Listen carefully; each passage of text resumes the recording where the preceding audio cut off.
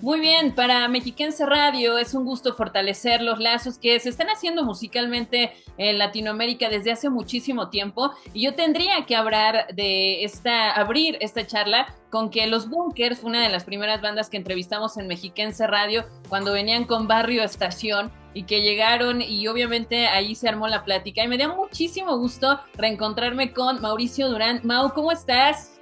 Muy bien, Gaba. Un placer hablar contigo. Hombre, y vaya que hay cosas de qué hablar. Ya leí el libro, me lo pedí, me lo mandaron, ya tiene rato y me emocionó mucho, ¿sabes? Tener este documento para poder que nos tomaras de la mano, Mau, a todos y nos metieras en una máquina del tiempo de lo que significa tener una banda, de cómo la música transforma a una persona y también cómo esa música pues vuela hasta pues espacios yo creo que inimaginables. Y obviamente hay mucho también que hablar de la banda, sobre todo con este 2023, de la música nueva. La verdad es que no sé, Mau, por dónde empezar. Hay mucho de, qué hablar de los bunkers y yo creo que un poco tendría que ser justo como haces este inicio en el capítulo uno, que abres la pregunta de ¿cuándo empieza una canción? Mau, ¿qué fue lo último que sintió tu corazón cuando dijiste canción para mañana está lista para volar? Una emoción grande porque fue un trabajo arduo, fue un trabajo emotivo en el sentido de como uno también revisar las cosas que ha hecho junto a sus compañeros y también en el sentido de poder como constatar que hay ciertas historias que uno cree que pueden ser valiosas para alguien más. Yo creo que ese era como el principal como motivo del libro y obviamente cuando ya estuvo terminado, eh, sí me sentí como... Me pasó algo muy parecido a lo que me sucedió cuando la primera vez que tuve como un disco nuestro en las manos, que de hecho sale como relatado ahí en el libro también. Oye, aparte esa anécdota con los Tacubos está buenísima, no me la sabía cómo había sido ese enlace también con México, lo que sucedió en procesos creativos y sobre todo también, Mau, cómo históricamente las bandas es el reflejo de un país político, social, económicamente y cómo se va ajustando esa parte en cada uno de sus individuos, de ciudadanos del mundo que son de aquí, pero también son de todos lados. ¿Hay algún capítulo en especial, Mau, que te hayas tardado? No sé si hubo uno en el que me demoré más, como que afortunadamente el ejercicio de memoria, como que cada vez que terminaba un capítulo y más o menos pensaba en en cómo iba a seguir, eh, como que tenía muy claro qué escoger. Quizás el que me resultó más laborioso fue el de música libre, porque como es un disco que es de canciones ajenas, no podía recurrir tanto a la génesis de las canciones. Entonces tenía que hablar de otros aspectos de la vida del grupo, para poder como acompañar cómo se hizo el disco. Entonces en ese sentido yo diría que ese podría ser un poquito más, pudo haber sido un poquito más laborioso porque no tenía lo tenía los hechos del origen de las canciones como para echarle mano y poder componer el capítulo. Sí, yo diría que ese. Genial. Oye, y en este ejercicio al principio dices que lo que originalmente iba a ser como una especie de camino hacia la composición, al proceso creativo, terminó siendo este abrazo grupal con cada uno de los integrantes de los Bunkers, con tu hermano Francis, con todo lo que sucedió de alguna manera. ¿Qué es lo que recuerdas también con emoción con este ejercicio creativo y también de memoria?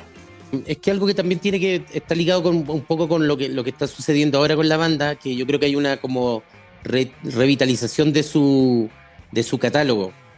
Y esa revitalización de su catálogo es tanto hacia afuera como para adentro, porque nosotros también pasamos 9 años sin tocar esas canciones, entonces y el hecho de ahora haber preparado este regreso, los conciertos que se hicieron y volver a compenetrarse con las canciones ya con la distancia y el valor que el tiempo les da, que es muy diferente con el cual uno se las aprende en el momento cuando entra a grabar un disco. También ha sido, yo creo que un ejercicio muy emotivo para nosotros, y creo que en cierta medida eso marca un poco el temple o la temperatura en que la banda está haciendo las cosas ahora, que es más, obviamente más madura, más tranquila, si se quiere, en algún sentido, con menos histeria, pero igual como con mucho cariño y con más. Yo creo que también todos estamos como... Yo creo que el libro también nos sirvió a todos como para entender ciertas cosas valiosas que nos sucedían y que nos sucedieron, y que en el momento probablemente no nos dábamos cuenta, porque como uno es más joven y anda corriendo, disfruta menos, anda más preocupado de como de sacar todo adelante, ¿no? Y siento que ahora estamos como en una parada como mucho más consciente de las cosas que nos suceden y disfrutando más todo lo que nos pasa. Y que en eso el libro fue como muy clave, primero para mí en términos personales y también para el resto de los chiquillos. No, hombre, aparte se la rifaron en el Vive Latino, ahí estuve, no pudimos coincidir, pero la verdad es que la energía que se sintió justo en ese momento y también las palabras de no nos veíamos aquí desde hace 9 años y ahí les va todo y la nueva música, entonces creo que también es un buen momento. ¿O qué opinas de lo que está sucediendo en Latinoamérica musicalmente hablando? En general creo que están pasando cosas buenas. En Chile en particular hay una camada de músicos jóvenes que está haciendo música muy interesante.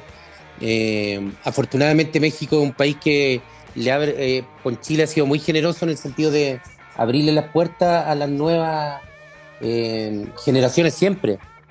Entonces, siento como que el panorama está bueno. Creo que hay diversidad de estilos también. Independiente que, por ejemplo, yo no soy muy conocedor ni fanático del género urbano, pero también es la primera vez que, que la música en español tiene dominado el mundo, digamos. Que la música latina tiene dominado los mercados que por años estuvieron tomados por la música anglo. Entonces, creo que es un buen momento en general. Yo soy como optimista en ese sentido. Me gusta lo que pasa, y también me gusta que como que las generaciones nuevas ocupen lenguaje diferente a los que ocupábamos nosotros también. Eso me parece que es muy importante para que la música se mantenga en movimiento. Y ahora con toda esta estructura, Mau, sobre todo de lo que sucedió a principios del 2000 en cuanto a las plataformas, lo decías, lo que se escucha, los públicos, las nuevas generaciones, ¿hay algo que a diferencia del pasado ahora te pongas más atención, sobre todo con la nueva música que tiene la banda? No sé, redes sociales, no les tocó tampoco ahí como todo este movimiento. Es que o sea, hay varias maneras de ver la tecnología, digamos. Hoy día uno tiene acceso más rápido a mucho mayor información. Yo tengo un hijo de 15 años, por ejemplo, y toda la música y muestra un interés por distintas cosas, y cada banda o músico que le interesa tiene su discografía completa en el bolsillo. En la época que uno, no sé, de repente, nosotros nos pasaba nosotros somos de una ciudad que se llama Concepción, que es al sur de Santiago, muy, muy al sur de Santiago. Entonces tampoco no llegaba a todas las disquerías, y si uno quería no sé, un disco de los Beach Boys, tenía que encargarlo, esperar 2 meses que llegara, te llamaban por teléfono, uno iba a buscarlo. Había una espera y había algo como que forjaba la paciencia, pero muchísimo. Pero a mí me parece fantástico que mi hijo hoy día no tenga que esperar 2 meses para escuchar un disco que le pueda interesar. Aún así, también surge también una oferta tan grande que tienes que aprender como a colar lo que te gusta, lo que no, las cosas que tienen mayor calidad, lo que no. Todo tiene como sus pros y sus contras, pero ya viéndolo desde el lado, del punto de vista del músico, lo que me parece genial es que hoy día un chico que tiene un proyecto independiente sube su música a una plataforma. Obviamente si es buena si es buena es lo que lo va a hacer que perdure y que avance, digamos, y que esa música se abra paso, pero por lo menos tiene la oportunidad. Por ejemplo, hoy día un chico que hace música acá en Ciudad de México sube su música y lo puede escuchar alguien en Bogotá de inmediato. No tiene que depender 3, 4 funcionarios de compañías discográficas que se pongan de acuerdo si es que les interesa o si no les interesa publicarlo en Colombia. Y lo pueden escuchar en Bogotá, lo pueden escuchar en Lima, lo pueden escuchar en Santiago, lo pueden escuchar en Nueva York. Eso me parece a mí fantástico. Ese camino y obviamente también lo has dicho, este momento en el que estamos ahora donde el consumo musical es mucho más, obviamente por la tecnología que en otros momentos de la humanidad. En un play podemos escuchar a los Beatles, toda la discografía, pero también lo que está sucediendo en Japón y la manera en la que se manufactura. ¿Crees que hay más oferta que demanda? ¿Cómo se cuentan ahora las historias musicalmente hablando? Una buena pregunta, no lo sé. No sé si más oferta que demanda. Probablemente sí, ¿eh? Si uno a lo mejor se fija en cierto... así yo creo que hay un montón de música que probablemente esté en el aire y que no es escuchada, digamos. Pero a mí me parece que siempre la atención del músico tiene que ser... porque mira, si uno piensa, no sé, Mozart, por ejemplo, para escuchar la música de Mozart en su época, la gente tenía que ir a verlo a un salón o a un teatro. Y la forma de hacer llegar la música siempre cambió. No sé, en la época de Frank Sinatra estaba yo obligado a comprarte un vinilo. En la época de los Beatles igual, después ya apareció el CD, el cassette, el CD, el MP3, bueno, ahora internet, las plataformas digitales. Las vías de distribución de la música van a seguir cambiando porque desde que la música es música siempre han existido distintas vías de distribución. Sin embargo, creo yo que lo único que no va a cambiar y que no puede cambiar es la experiencia de enfrentarte a la música de manera directa, en vivo. O sea, un chavito de 12, 13 años que vea a su banda favorita por primera vez en un concierto, ya sea en un festival, en un teatro, lo que sea, ese impacto es irreemplazable. Esa emoción es irreemplazable. Eso no se traduce en Spotify, ni en un vinil, ni en un CD, en nada.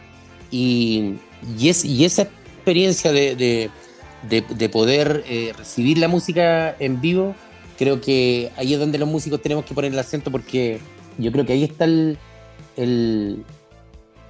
la fortaleza del vínculo, en el fondo, que creo que al final es de lo que se trata todo.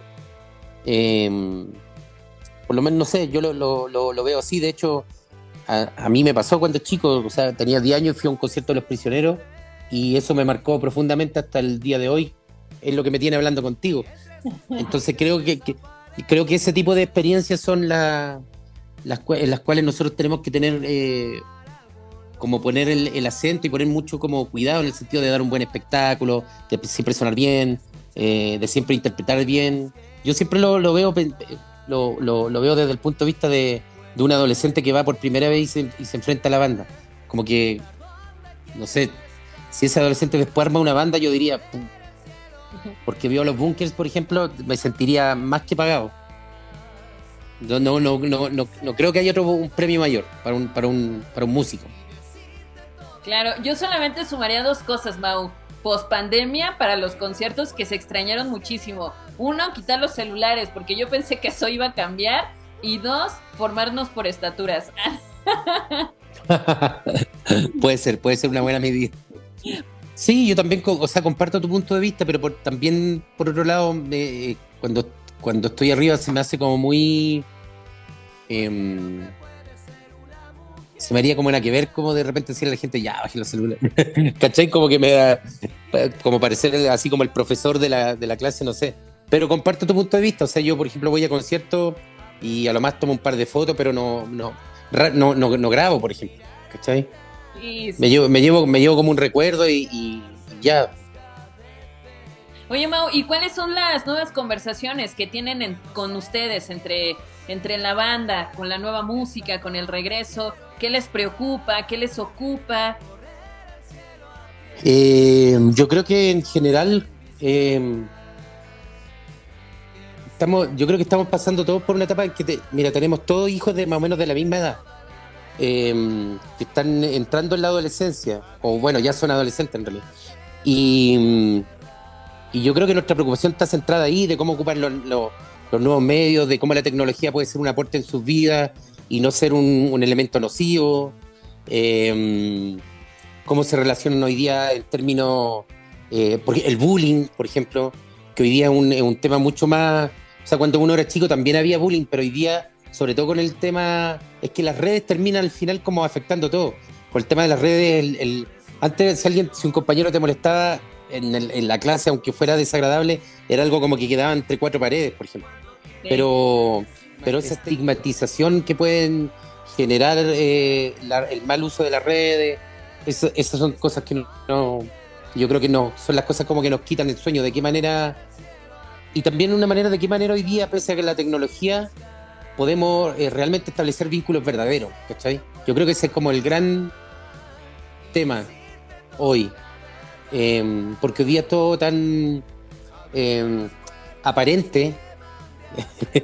Entonces, yo creo que tenemos como ese centro de preocupación, en qué medida sí se pueden seguir estableciendo vínculos reales, con todo lo que ello implica, buenos, malos, con equivocaciones, con todo lo que, y con todas las virtudes que tiene establecer esos vínculos, equivocarse, perdonarse, quererse, etcétera, etcétera. Totalmente, Mau. Oye, cuenta conmigo. La verdad es que me gusta mucho profundizar las charlas.